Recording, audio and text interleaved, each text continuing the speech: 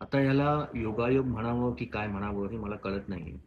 Because हे जे पुस्तक आहे, तोची भगवंताची मूर्ती श्री शं खानवेलकर यांनी लिहिलेली ही कादंबरी आहे, जी स्वामी समर्थांवरती आधारित आहे.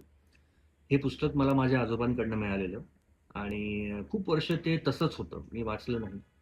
काही महिन्यांपूर्वी म्हणजे मागच्या महिन्यातच मी हे वाचलं. हे पुस्तक वाचता देऊळबंद भाग 2 हा सिनेमा रिलीज झाला.